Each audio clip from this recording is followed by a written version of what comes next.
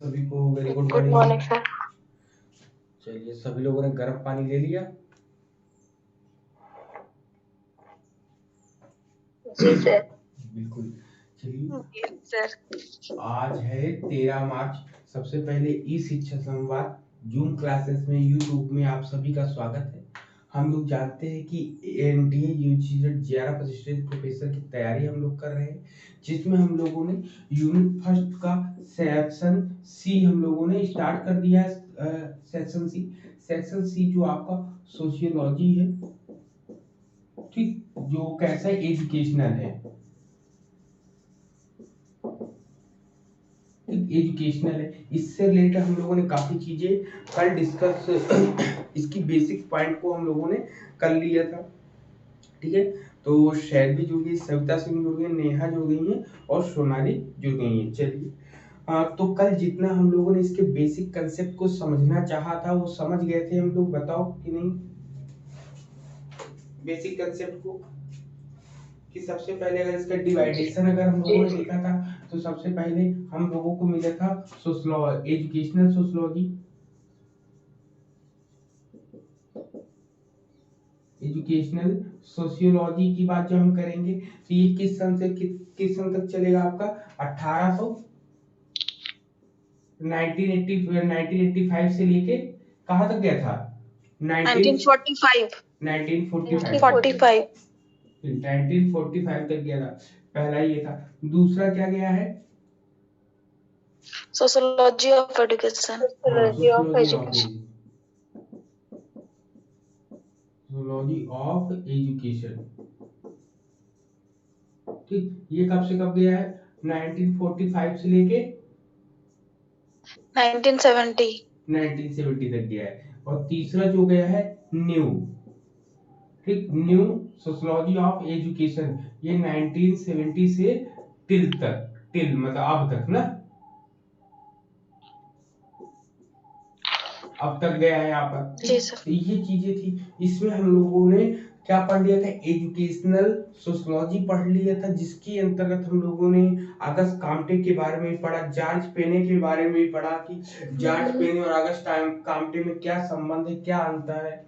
तो जॉर्ज पेने को हम लोग एजुकेशनल सोशियोलॉजी का या शिक्षा के क्षेत्र में समाज को लाने का जिन्होंने काम किया है, उनका नाम है जॉर्ज पेने। लेकिन फिर हम लोगों ने पढ़ा एजुकेशनल सोशियोलॉजी में होता क्या है। तो एजुकेशनल सोशियोलॉजी में होता है कि समाज में शिक्षा को कैसे लाया जाए, समाज में शिक्षा को किस तरीके से प्रोवाइड किया जाए, समाज में शिक्षा को देने में जो समस्याएं होती है उनके बारे में पूरा का पूरा डिस्कस यही किया गया। कुल मिला के अभी समाज में शिक्षा को लाने के लिए जब कभी बात करेंगे तो वो एजुकेशनल सोशियोलॉजी हो जाएगी। लेकिन अब हम लोग बात करते हैं सोशियोलॉजी ऑफ एजुकेशन, क्योंकि कल एजुकेशनल सोशियोलॉजी पे हम लोगों ने डिस्कस कर लिया था, कर लिया था कि नहीं कर लिया था? अब हम लोग चलते हैं sociology of education. Sociology of education होता क्या है इसके बारे में हम लोग जानेंगे। ठीक, चलिए स्टार्ट करते हैं। सोशियोलॉजी ऑफ एजुकेशन, ठीक, सोशियोलॉजी ऑफ एजुकेशन, ठीक है, सोशियोलॉजी ऑफ एजुकेशन। इसी में सबसे पहले हमको ये बताइए, द सोशियोलॉजी ऑफ एजुकेशन के राइटर कौन है सोनाली? ए सोशियोलॉजी ऑफ एजुकेशन के राइटर कल मैंने बताया था, बताओ। क्या बोले sir? A sociology of education के राइटर कौन है? कल मैंने लिखाया था ये, बताओ। शैलवी आप बताओ। Sir W B Brookover. हाँ, W B Brookover, Brookover. Brookover है ना? Book over. हाँ, हिंदी में लिखेंगे ब्रुक ओवर, ब्रुक ओवर, ठीक है, ब्रुक ओवर, ठीक है, ब्रुक ओवर है आपके नाम, ब्रुक ओवर, ठीक, ब्रुक ओवर है। तो इन्होंने क्या लिखा था, ए सोशियोलॉजी ऑफ एजुकेशन। इसीलिए हमें ए अगर यहाँ लगा देंगे तो राइटर का नाम आ जाएगा, लेकिन राइटर का नाम हमें यहाँ पर अभी नहीं देखना है। अब यहाँ पर हम लोग बात करेंगे सोशियोलॉजी ऑफ एजुकेशन। तो कहते हैं कि शिक्षा के समाज शास्त्र को शिक्षा और समाज के बीच संबंधों, ठीक है, बीच संबंधों के अध्ययन के रूप में बताया जाता है कि दोनों में क्या संबंध। मतलब कह रहा sociology of education is defined as study of the relations between education and society. मतलब कुल मिला के एजुकेशन एंड सोसाइटी, ठीक, इन दोनों के भी रिलेशनशिप बताता है। अब यहाँ पर एक चीज और आता है कि यह मुख्य रूप से रिलेशनशिप उसमें भी बताता था, उसमें को रिलेशन था, याद रखिएगा कि दूसरे को हमेशा साथ में लेके चलेंगे, कि इसमें को रिलेशन बताता था, इसमें रिलेशनशिप बताता था, ठीक। अब इनमें रिलेशनशिप, उसमें को रिलेशन, इसमें रिलेशन। अब साथ में अब देखिए क्या कहता है, कहता है कि यह एक शैक्षणिक संस्थान में शामिल सामाजिक प्रक्रियाओं की जांच करता है। अब याद रखिए, ये शैक्षणिक संस्थाओं में जो है जो प्रक्रियाएं चल रही उनकी जांच करता है, उनकी समस्याओं को सॉल्व करता है। जब कभी एजुकेशनल सोशियोलॉजी को हम लेते हैं तो एजुकेशनल सोशियोलॉजी में सविता जी क्या प्रॉब्लम रहती है बताओ जरा मुझे, कल हमने जब बताई थी आपको बातें, बोले सविता जी। नेहा, जी आवाज आ रही, सर, जी बताओ सर, जी सर। बताओ। एजुकेशनल सोशियोलॉजी में कल मैंने किसकी प्रॉब्लम के लिए बताया था? शिक्षा और समाज के संबंधों का अध्ययन करना, रिलेशनशिप्स प्रॉब्लम सर। प्रॉब्लम यहाँ पर अब देखिए दोनों में डिफरेंस देख लिया। ये एजुकेशनल सोशियोलॉजी में कहता है कि समाज में जब हम शिक्षा देते हैं तो उसको देने में या उसको शिक्षा को जो समाज में जब हम डालते हैं तो उसके बीच जो समस्याएं आती हैं उन समस्याओं का समाधान करने का काम एजुकेशनल सोशियोलॉजी करता है।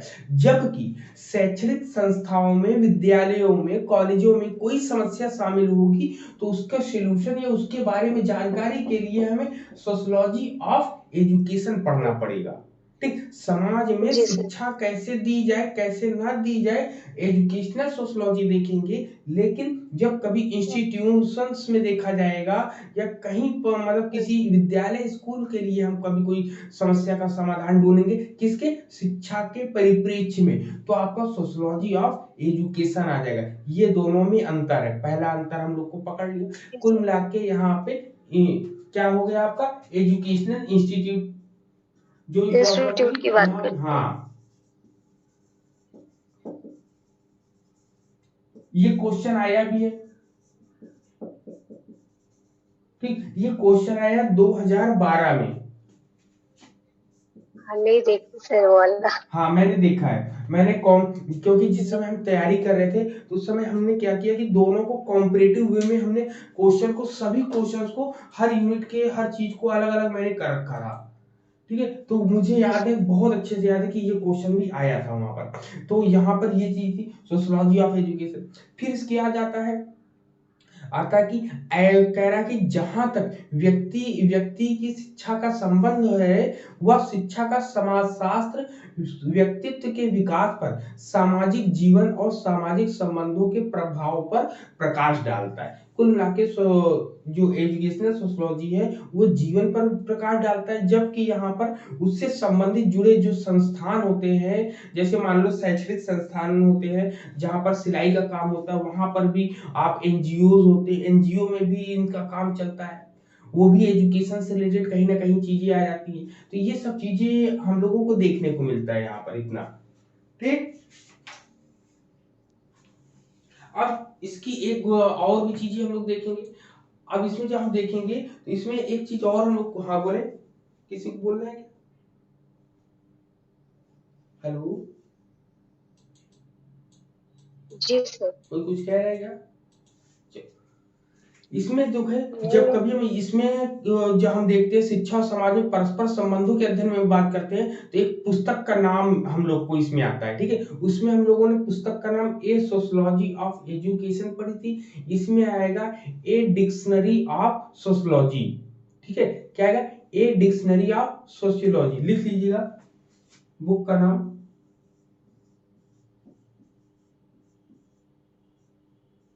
ए क्या आएगा? ए डिक्शनरी ऑफ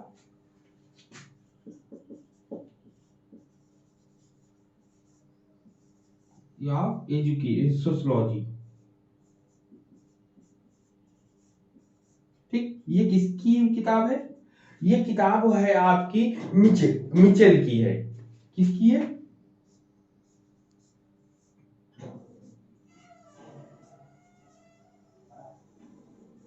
ठीक, मिचेल की है।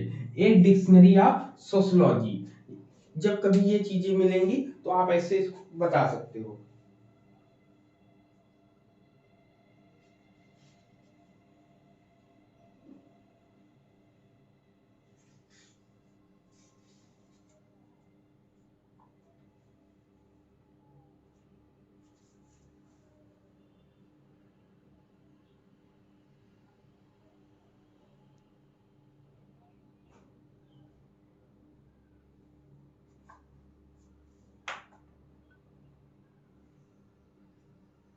क्लियर है? बताओ यहां तक चले आगे। जी सर। हाँ, अब इसके बाद इसके अंतर्गत हम लोग बात करते हैं इसके नेचर की, ठीक है। अब इतनी चीजें हो गई। अब जब हम बात करेंगे नेचर की, तो नेचर ऑफ एजुकेशनल सोशियोलॉजी। अब इनकी नेचर, इन दोनों की तो बात मैंने कर ली। न्यू वाले की भी अगर हम करेंगे तो उसमें न्यू वाले में भी आप क्या है, न्यू वाले में नए तरीके से उसमें जोड़कर उसको बताने की बात करी है। हाँ, सर सोशियोलॉजी ऑफ एजुकेशन को किसने दिया है? ये किसी ने दिया नहीं, उसी के पार्ट्स आए हैं। ये एजुकेशनल सोशियोलॉजी या sociology of education, new sociology of education, ये केवल एक समय के बंटवारे के साथ चला है, ठीक है। इसको किसी ने दिया नहीं है। कुल मिला के आपसे क्वेश्चन के लिए इतना आएगा कि शिक्षा का समाज शास्त्र किसने दिया, या शिक्षा में समाज शास्त्र को किसने लाने का श्रेय किसको जाता है, तो केवल जॉर्ज पेने का ही नाम आएगा। बाकी और ऐसा कुछ नहीं है कि इसको किसने दिया, इसको किसने दिया या इसको किसने दिया, ऐसा कुछ मिलता नहीं है वहां पर, ठीक। Yes sir.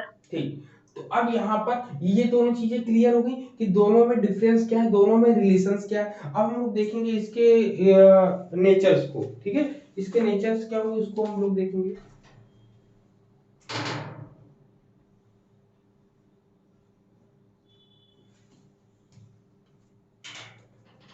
क्योंकि इसके क्वेश्चन जो आते हैं नेचर से ही बनकर आएंगे हम लोगों के सामने, ठीक है। नेचर से ही बनकर आने वाले हैं। इनके नेचर्स क्या होंगे,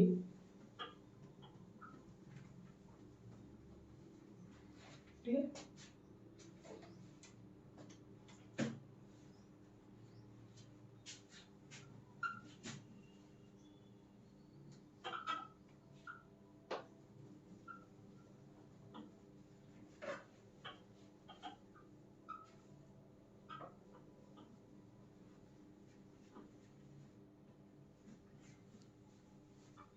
चलो, अब इनके जब नेचर की बात करेंगे तो नेचर में किसकी सबसे पहले ये एजुकेशनल सोशियोलॉजी अगर नेचर की बात करें तो, या अब इसमें देखा जाएगा कुल मिला के, अगर हम शिक्षा के बारे में बात करें या समाज के बारे में बात करें, तो कुल मिला के इनके देखे जाते हैं कुछ प्रकार देखे जाते हैं। कहते हैं कि यह शिक्षा की औपचारिक और अनौपचारिक एजेंसियों के संबंध में सांस्कृतिक, आर्थिक और सामाजिक तथा राजनैतिक प्रवृत्तियों को समझने में मदद करती है। अब औपचारिक मतलब कि फॉर्मल और इनफॉर्मल दोनों के बारे में ये हमें क्या देता है, जानकारियां देता है। कौन देता है? एजुकेशनल सोशियोलॉजी,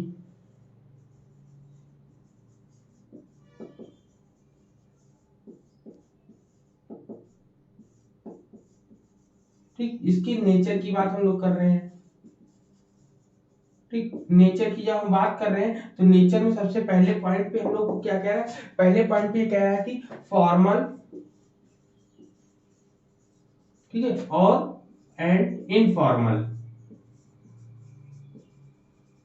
ठीक, इन दोनों प्रकार की जानकारियां देगा, जितनी भी ट्रेंड्स इसमें आएगी। अब इसमें आएगा क्या, सबसे पहले इसमें आएगा आपका संस्कृत, कल्चर्स आएंगे, इकोनॉमिक आएगा, सोशल आएंगे, पॉलिटिकल आएगा, मतलब कि जो फॉर्मल और नॉन फॉर्मल, इनफॉर्मल दोनों रूपों में आते हैं, उसकी की पूरी जानकारी हमें ये देता है। इसके उद्देश्य क्या होते हैं, इसके एम्स की अगर हम बात करेंगे, एम्स,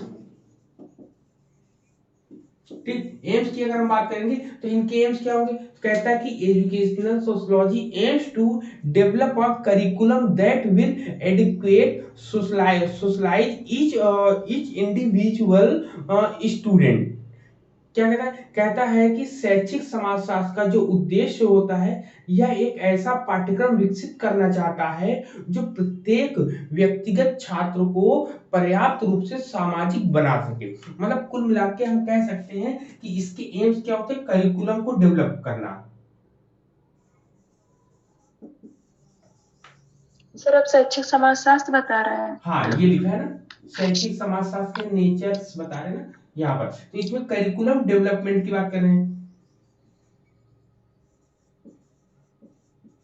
ठीक, करिकुलम डेवलपमेंट की बात ये करते हैं यहाँ पर।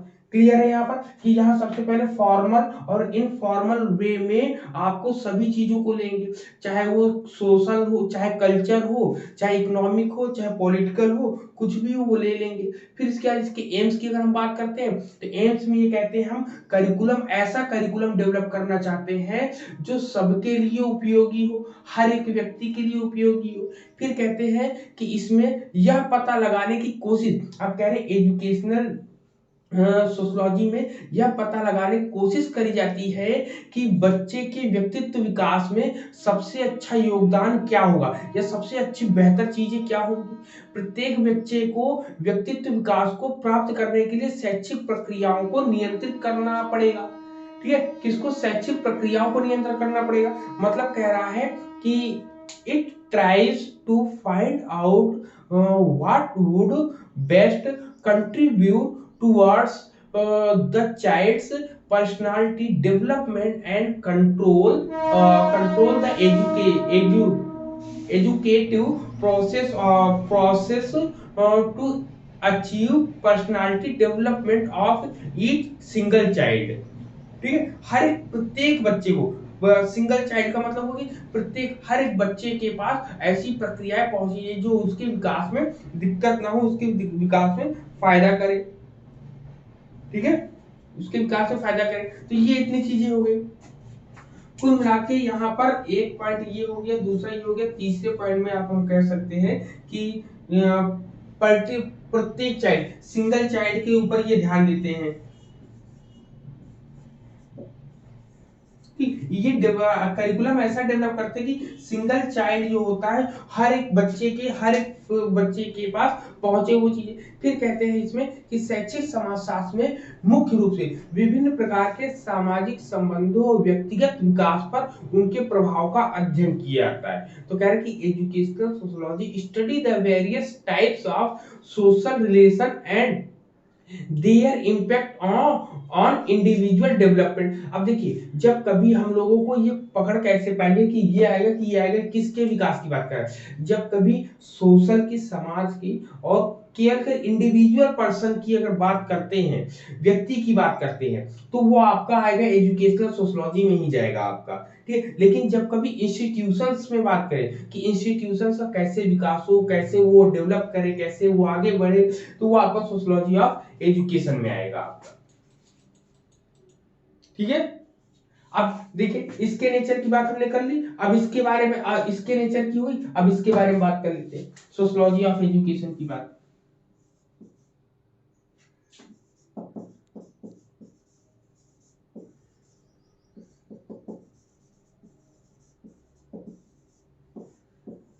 ठीक, सोशियोलॉजी ऑफ एजुकेशन की बात करेंगे हम। ठीक है, शिक्षा का समाजशास्त्र की बात करेंगे, तो इसमें कहता है कि यह शिक्षा का समाजशास्त्र शैक्षिक संस्थाओं में शामिल समाजशास्त्री प्रक्रियाओं की जांच करता है।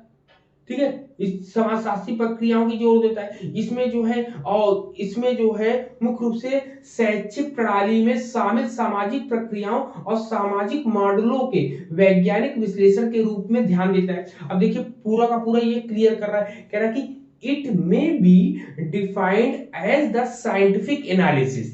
क्या कह रहा है? Scientific analysis. सबसे पहले साइंटिफिक एनालिसिस की बात कर रहा है।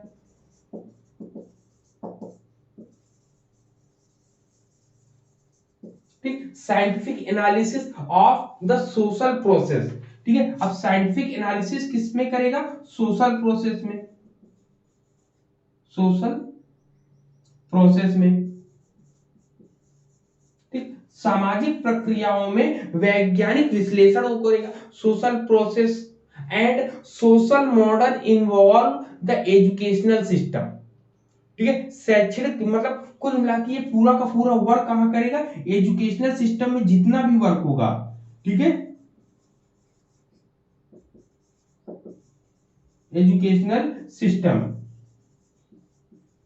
ठीक, एजुकेशनल सिस्टम में जो भी प्रोसेस होंगे, जितने भी प्रोसेस होंगे, वो सब जो है किसके अंतर्गत है? सोशियोलॉजी ऑफ एजुकेशन के अंतर्गत आएगा आपका। ठीक है, अब अगर आपसे कह दे कि कोई सोशल मॉडल है, अब सोशल मॉडल किसके अंतर्गत आएगा? तो सोशल मॉडल इसी के अंतर्गत आएगा। किसके अंतर्गत आएगा? Sociology of education, social model.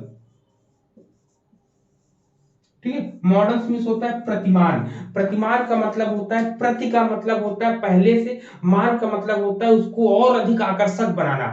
किसी बच्चे के सामने या किसी क्लास में ले जाने से पहले हम बहुत बेहतरीन तरीके से समझाने के लिए अपने माइंड में कुछ माइंड सेट कर लेते हैं कि उनको आज कैसे पढ़ाना है। ठीक है, जब हम माइंड में अपने सेट कर लेते हैं कि हमें इस टेक्निक से, इस ट्रिक से बताना है, कोई नई टेक्निक से, ताकि बच्चे उसमें इन्वॉल्व हो सके, तो वो मॉडल्स के रूप में आ जाएगा। क्लियर? हेलो, क्लियर है यहाँ पर? Yes sir, yes sir, yes sir. हाँ, अब यहाँ पर आता है एक लाइन, कहता है कि educational process goes on both informal and non formal and informal situation. मतलब कि शैक्षिक जो प्रक्रिया होती है, एजुकेशनल जो प्रोसेस होता है, ये आपका सोशल प्रोसेस के साथ साथ एजुकेशनल जो प्रोसेस होता है, वह जो है वो फॉर्मल और इनफॉर्मल दोनों ही परिस्थितियों में समान रूप से चलता है। ठीक है, दोनों ही स्थितियों में चलता है। ये नहीं कि फॉर्मल में चलता है, नॉन इनफॉर्मल में नहीं चलेगा।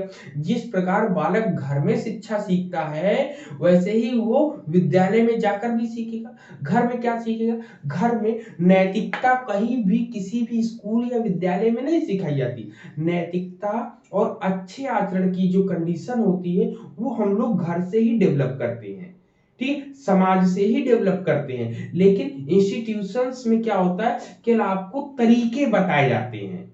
घर में किसी भी समय आपको कोई भी नॉलेज, हम लोग आज तक है, हम लोग जब तक रहेंगे, हमारे बड़े जितने रहेंगे, हमेशा हम लोग को सिखाते ही रहेंगे कुछ ना कुछ। जहां पर गलती करेंगे वहां पर कहेंगे ऐसे नहीं ऐसे करो। हम लोग हैं अपने एटीट्यूड में कह देते कि नहीं आप नहीं सही कह रहे हो, हम जो कह रहे हो वो सही है। लेकिन उन लोग को अनुभव ज्यादा है ना समाज का, कि समाज में किस तरीके से हम लोग सरवाइव कर सकते हैं। कहते हैं ना कि कहीं रास्ते में जाओ तो किसी से लड़ाई झगड़ा मत करो। घर वाले हमेशा अक्सर कहते हैं, तो हम लोग अपने एटीट्यूड में कहते थे अरे हम डरते हैं क्या किसी से? डरने की बात नहीं है। बात यह है कि आप जिस ट्रेवल में, जिस यात्रा में जा रहे हो, उस यात्रा को कंप्लीट करके चुपचाप अपने घर आओ। वहां आप किसी से बहस या लड़ाई या किसी से कोई ऐसा चीज करने नहीं जा रहे हैं। तो ये चीजें हम लोगों को समझने में थोड़ा सा समय लगता है। ठीक, न्यू जनरेशन होती है, वो अपने हाव भाव में रहती है।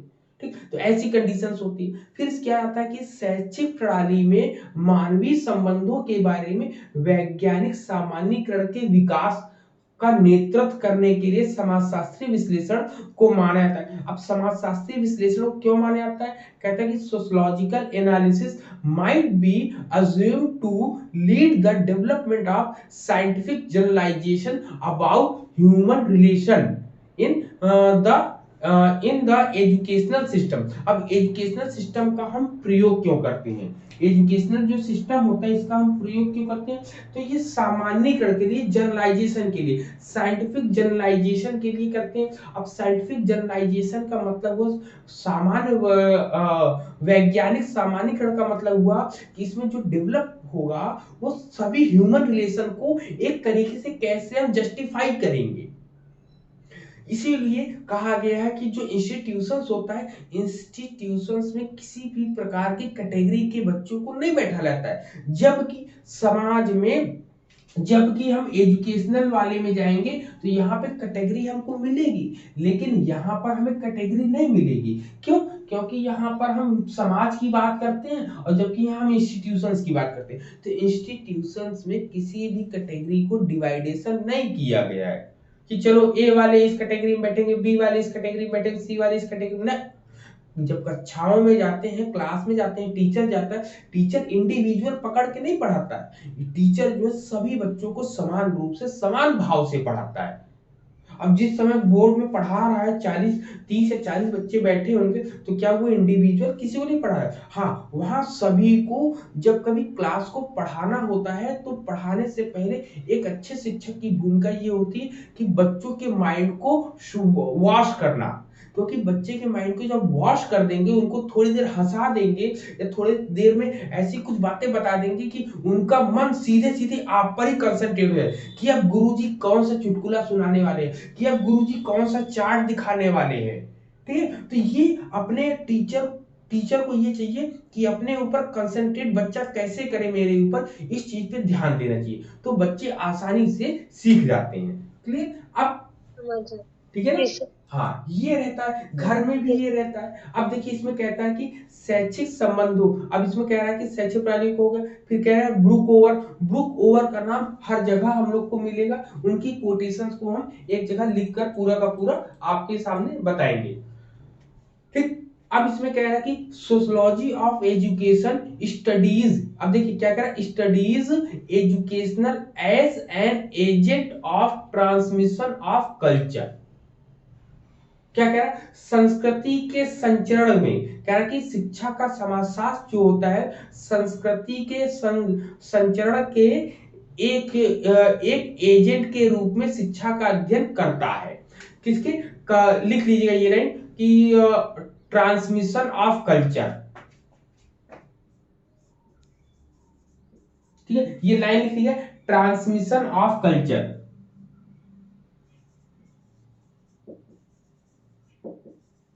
Transmission of culture. ठीक, इसको हिंदी में बोलेंगे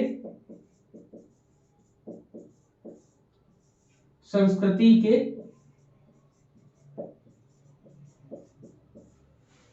संचरण। संचरण का मतलब हुआ कि एक जगह से दूसरी जगह जब कोई चीज जाती है, संस्कृति का संचरण होता है ना। संचरण का मतलब है कि एक संस्कृति को, एक रीति रिवाज को जब कभी धीरे धीरे बढ़ के वो आगे बढ़ती है तो वही कहलाती है संस्कृति संचरण कहलाती है, ट्रांसमिशन ऑफ कल्चर कहलाती है। तो ये किसके अंतर्गत आएगी, ये सोशियोलॉजी ऑफ एजुकेशन के अंतर्गत आएगी। क्यों? क्योंकि एक ही जगह पे अनेक प्रकार के कल्चर वाले बैठेंगे बच्चे, जब अनेक प्रकार के कल्चर वाले बच्चे बैठेंगे तो अनेक प्रकार के कल्चर की बातें होंगी, तो उनका डेवलपमेंट प्रोसेस जल्दी जल्दी आगे बढ़ेगा वहां पर, तो इसलिए ये इसके अंतर्गत आएगा, ना कि एजुकेशनल सोशियोलॉजी के अंतर्गत आएगा।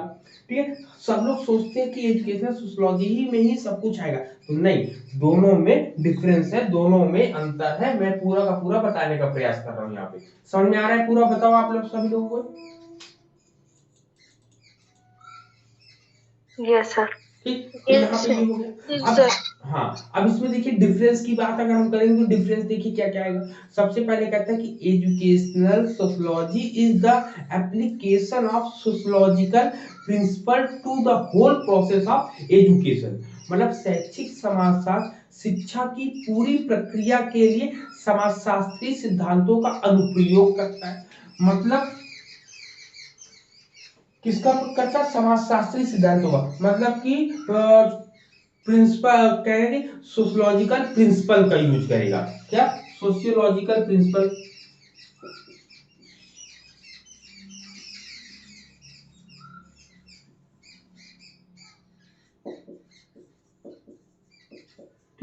सोशलॉजिकल प्रिंसिपल का जो यूज करेगा वो कौन सा कहलाएगा, एजुकेशनल सोशलॉजी के अंतर्गत आएगा।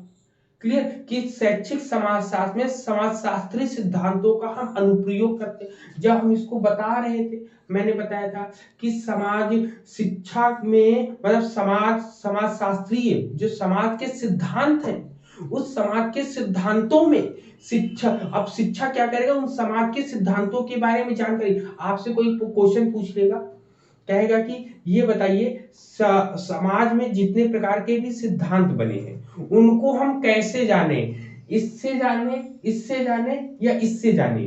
तो आप कह सकते हो जब कभी समाज के सिद्धांतों के बारे में हमें जानना होगा तो हम एजुकेशनल सोशलॉजी के बारे में पढ़ेंगे। क्या, शैक्षिक समाजशास्त्र के बारे में पढ़ेंगे। जब इसके बारे में पढ़ेंगे तब हमें समाज के सिद्धांत को समझने में आसानी हो जाएगी। क्लियर है, बताओ यहां पर।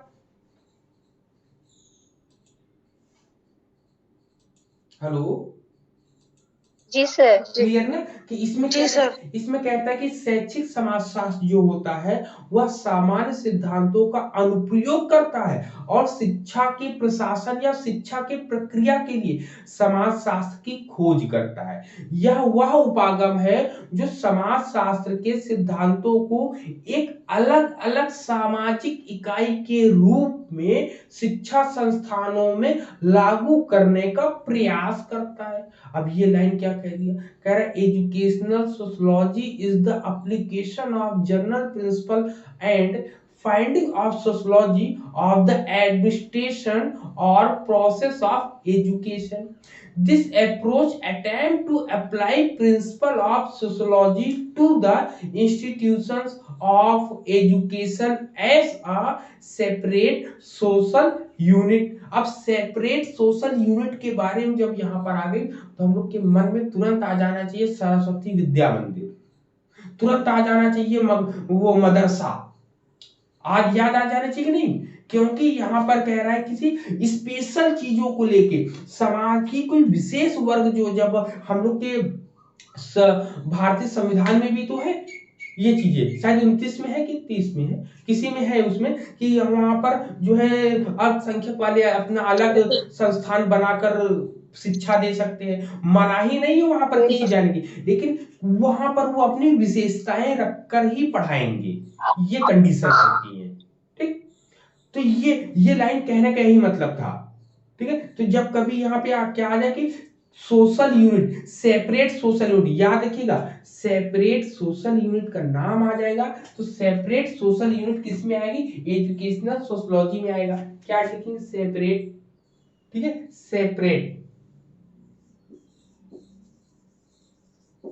Separate social unit.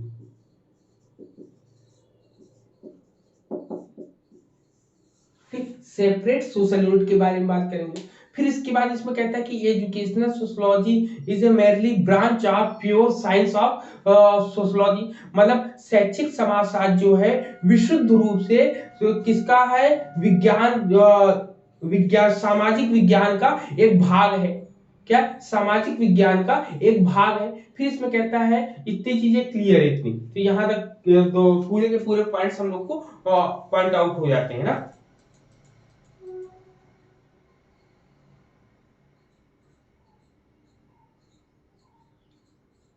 हेलो, ठीक है, ये हो गया। अब यहाँ पे जब इतनी चीजें पूरी की पूरी क्लियर हो गई, यहाँ पर भी पूरी क्लियर हो गई, मुझे नहीं लगता कि अब इन दोनों में डाउट होगा आप लोगों को। अगर डाउट है तो फिर एक और लाइन बोल देते हैं कि जो शिक्षा का जो समाजशास्त्र होता है इसमें समाज के शिक्षा के सामाजिक पहलू पर, शिक्षा के सामाजिक पहलुओं पर विचार किया जाता है और जोर दिया जाता है। अब शिक्षा के सामाजिक पहलू क्या होंगे, जैसे शिक्षा का आर्थिक स्थिति क्या होनी चाहिए, शिक्षा की सांस्कृतिक स्थिति क्या होनी चाहिए, राजनीतिक, धार्मिक, नैतिक जैसे अन्य जितने भी पार्ट्स होते हैं उन पर जब हम ध्यान देने की बात करते हैं तो वो किसमें आ जाता है, आपका सोशलॉजी ऑफ एजुकेशन में। कुल मिला के इसमें शिक्षा का जो है सामाजिक पहलुओं पर विचार किया जाता है। अब विचार करने के लिए क्या क्या है कि हम इंस्टीट्यूशन में कैसे आर्थिक स्थिति के बारे में समझाएं कि सब लोग, जैसे आपने देखा होगा गांधी जी का हस्तकला के द्वारा बच्चों को आर्थिक मजबूती देना, कि उनको जैसे कौशल विकास योजनाएं चल रही हैं, तो कौशल विकास योजनाओं के अंदर क्या होता है कि शैक्षणिक संस्थानों में उनको ट्रेनिंग दी जा रही है अपने जीवन यापन करने के लिए। सांस्कृतिक चीजें सिखाई है, जहाँ पे डांस क्लासेस होती है, डांस के लिए सिखाया जाता है, पॉलिटिकल वेज में सिखाते हैं, रिलीजियस चीजें सिखाई जाती हैं, मोरल चीजें सिखाई जाती हैं। तो ये सब चीजें किसके अंतर्गत आएंगी? सोशियोलॉजी ऑफ एजुकेशन के अंतर्गत आएंगी आपकी। क्लियर है? Yes sir. ठीक, अब यहाँ पर इतनी चीजें हम लोग को क्लियर हो गई। फिर इसके बाद हम लोग देखेंगे एक चीज और आपका पॉइंट बचता है न्यू वाले में। ठीक है, न्यू वाले में जब हम लोग देखेंगे तो न्यू वाले में क्या आएगा? ठीक, न्यू वाले में देखते हैं। न्यू वाले में ज्यादा कुछ है नहीं, न्यू वाले में तो इन्हीं सब चीजों को जोड़कर बता देते हैं। न्यू वाले में क्या करेंगे, थोड़ी चीजें इसमें थोड़ा सा डिफरेंट वे में आ जाता है। एक चीज और बताते जो एग्जाम के पॉइंट ऑफ व्यू से बहुत इंपॉर्टेंट है। हाँ, ये दोनों में डिफरेंस बहुत इंपॉर्टेंट वे में आता भी है ना, कि यहाँ पर जो आपका एग्जाम देने आते हैं रिटेन का एग्जाम, उसमें भी आता है कि सबसे पहले दोनों में डिफरेंस क्या होगा। डिफरेंस भी हम लोग देख लेते हैं, इतने डिफरेंस देखिए, इतना डिफरेंस लिख लिया होगा, बाकी और भी चीजें हम बताते हैं वो भी लिखते जाएंगे।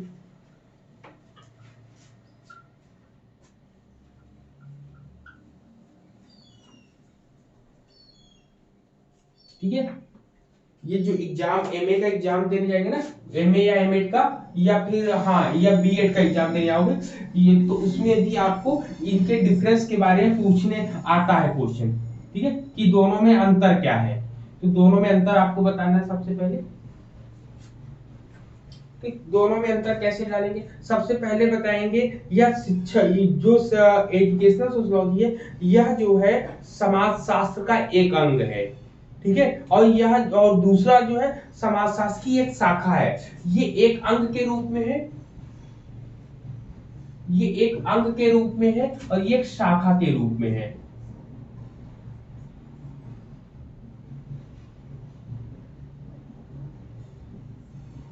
ठीक, शाखा के रूप में एक, ये कहते हैं अंग का मतलब हुआ पार्ट।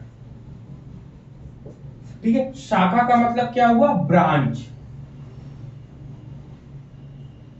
ठीक, एक शाखा और ब्रांच में होता है। अब इसमें और हम देखते हैं, हाँ इसमें क्या होता है, इसमें टेक्नोलॉजी ऑफ एजुकेशन, शैक्षिक तकनीकों के बारे में हम इसमें बात करेंगे। शैक्षिक तकनीकों के, टेक्नोलॉजी ऑफ एजुकेशन की बात करेंगे हम लोग, जबकि इसमें क्या करेंगे, इसमें शैक्षिक तकनीकों के बारे में बात नहीं करेंगे। कुल मिला के शैक्षिक तकनीक, ठीक है, शैक्षिक तकनीक के बारे में इसमें बात करेंगे। टेक्नोलॉजी, टेक्नोलॉजी ऑफ सोशियोलॉजी, ठीक है, सॉरी टेक्नोलॉजी ऑफ एजुकेशन। ठीक है, जबकि इसमें हम लोग बात नहीं करेंगे इस बारे में। ठीक है, ये याद रखना है, ये पॉइंट।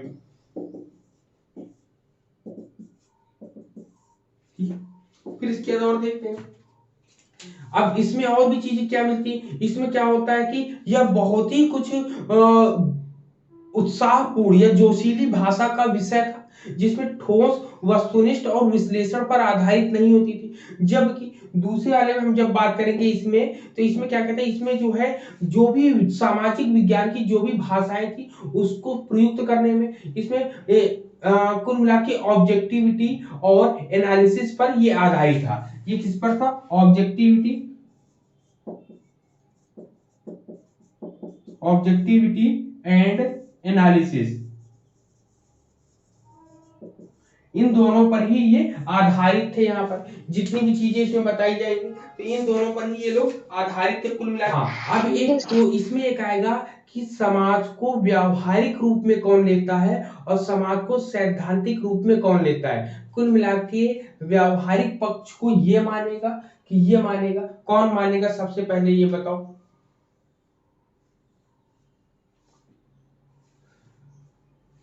बिहेवियरल में कौन आएगा, ये आएगा कि ये आएगा? Of sociology of education.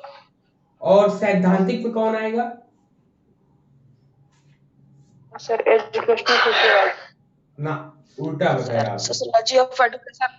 Sir sociology of education educational theoretical होगा और सोशियोलॉजी वो सबसे अधिक प्रैक्टिकल होगा। व्यावहारिक है, ठीक है, सबसे अधिक व्यावहारिक है इसमें, ठीक है। और जबकि प्रिंसिपल्स के बारे में, फंडामेंटल्स के बारे में अगर हम बात करेंगे, तो प्रिंसिपल की बात हो या फंडामेंटल्स की बात हो, तो वो सब चीजें हम लोगों को किसमें मिलेंगी, वो सब चीजें हम लोगों को इसमें मिलेंगी।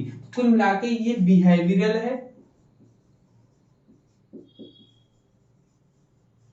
बिहेवियरल है मतलब व्यावहारिक है,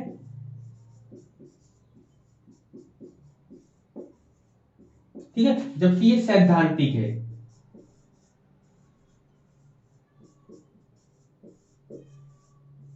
ठीक, सैद्धांतिक है, ठीक है, सैद्धांतिक फंडामेंटल या प्रिंसिपल्स को मानने वाले जो हैं वो उनकी बातें करेंगे इसमें। Theoretical sir. क्या बोले सर? थियोरेटिकल भी बोल सकते हैं हाँ सैद्धांतिक। एक क्वेश्चन आएगा कि शिक्षा के अंदर कौन देखेगा और शिक्षा के बाहर कौन देखेगा, आप बताओ। इसमें यहां सोचना पड़ेगा हम लोगों को कि शिक्षा के अंदर कौन देखता है, शिक्षा के बाहर। ऐसे व्यावहारिक रूप में कोई हम लोगों से पूछ ले कि ये बताइए कि शिक्षा के डीप में कौन जाकर बातें करता है और शिक्षा की ऊपरी ऊपरी बाहर में कौन करता है, कि समाजशास्त्र जो है शिक्षा के भीतर कौन देखता है और समाजशास्त्र जो है शिक्षा के बाहर कौन देखता है। अब बताओ, शिक्षा के भीतर और बाहर की बात करेंगे तो सबसे पहले जो अंदर की बात करेगा, जो डीप में बात करेगा, वो डीप में बात करेगा, ये डीप या भीतर की बात करेगा या गहराई से बात करेगा या गहराई से बात करेगा। तो कौन बात करेगा, लाइन क्या होगी, आप लिखेंगे एजुकेशनल सोशियोलॉजी में समाज शास्त्र शिक्षा के भीतर देखता है। क्या देखता है, शिक्षा के अंदर देखता है या शिक्षा को गहराई से देखता है। जबकि जबकि सोशियोलॉजी ऑफ एजुकेशन में शिक्षा के ऊपर व बाहरी हिस्से को देखा जाता है, ऊपर व बाहरी हिस्से को, ऊपर यहां लिख देते हैं, ऊपर व बाहरी भाग देखते हैं। क्लियर, ऊपर व बाहरी भागों को हम लोग देखते हैं।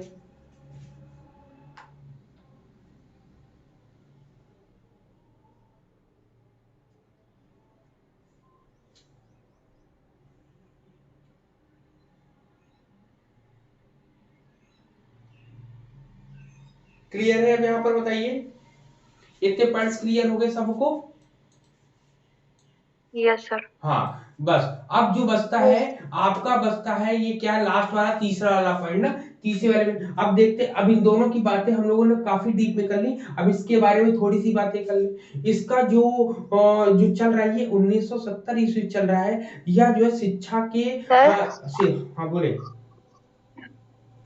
सर इसमें ऑब्जेक्टिविटी और एनालिसिस पे आधारित रहता है, तो एजुकेशन ऑफ सोशियोलॉजी किस में आधारित रहता है? सोशियोलॉजी ऑफ एजुकेशन में ऑब्जेक्टिविटी एनालिसिस पर होता है, जबकि इसमें ऑब्जेक्टिविटी और एनालिसिस पर इतना जोर नहीं दिया जाता है। सर इसमें एनालिसिस और इन्वेस्टिगेशन होता है। यहाँ पर जब डीप में, जब किसी के डीप में जाओगे तो यहाँ पे एनालिसिस ना होके वहां पर आप रिसर्च करोगे वहां पे डीप नॉलेज में आपको ऑब्जेक्टिविटी नहीं मिलेगी ना एनालिसिस मिलेगा। एनालिसिस तो केवल ऊपरी ऊपरी चीजों को देखकर हम एनालिसिस कर लेते हैं कि हाँ वो लड़का ऐसा होगा वो ऐसा होगा। जब उसके डीप नॉलेज करते हैं ना, तो डीप नॉलेज में एनालिसिस नहीं आएगा। ठीक, तो मतलब सर इसमें नहीं आएगा ये दोनों? किसमें?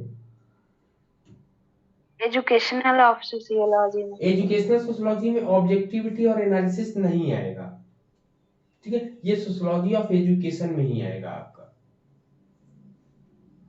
ठीक, ओके सर। ओके। अब यहाँ पर हम लोग बात करेंगे न्यू वाले की ना, न्यू सोशियोलॉजी वाले की बात करेंगे।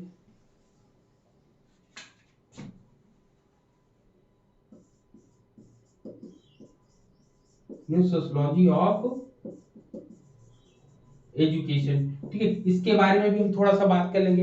इसमें क्या है, यह जो है शिक्षा समाजशास्त्र के विकास का तीसरा व वर्तमान चरण है, जिसमें तीसरे चरण में या वर्तमान जो प्रेजेंट टाइम चल रहा है इसकी बात हम करेंगे। इसमें जो है अधिकतर भारतीय शिक्षकों, मतलब अधिकतर इसमें न्यू सोशियोलॉजिस्ट में, न्यू सोशियोलॉजी ऑफ एजुकेशन जब हम कभी देखते हैं तो हमारे भारतीय दर्शन के लोग ज्यादा आते हैं, या फिर हम पाश्चात्य दर्शन की तरफ जाएंगे या पाश्चात्य वालों की तरफ जाएंगे तो इसमें कार्ल मार्क्स का नाम आता है, जिसमें कार्ल मार्क्स की विचारधाराओं पर कई समाजशास्त्रियों ने नए ढंग से समस्याओं को देखने का तरीका बताया, विश्लेषण करने का तरीका बताया। इसमें मुख्य रूप से जिन लोगों ने योगदान दिया है, इसमें तो ये एथल्सर है आपका, ठीक है, मार्क्स है आपके, ठीक है, बाउल्स है आपके, गिटिन्स है आपके, तो इन लोगों के नाम आते हैं। तो कुल मिला के इसको जो है नए तरीके से, नए ट्रेंड से देखने का तरीका जो है बताया गया कि किसी भी प्रॉब्लम को हमें देखना है तो किस तरीके से देखना है। इसका प्रादुर्भाव मुख्य रूप से, या कह सकते हैं इसका डेवलपमेंट,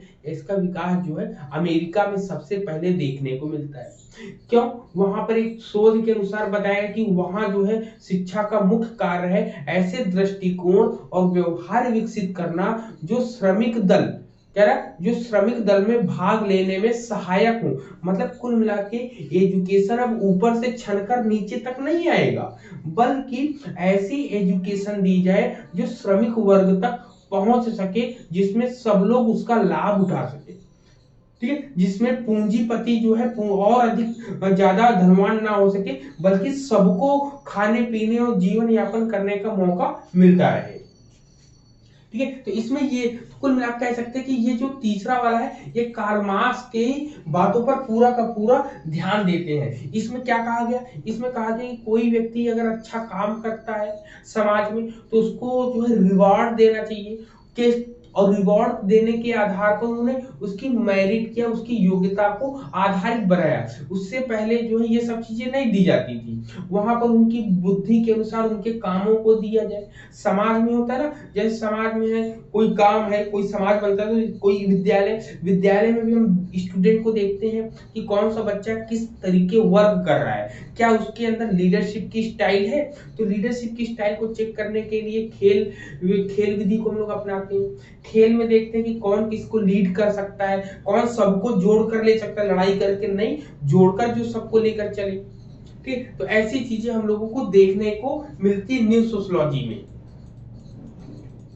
ठीक। तो इतना नाम इसमें आता है,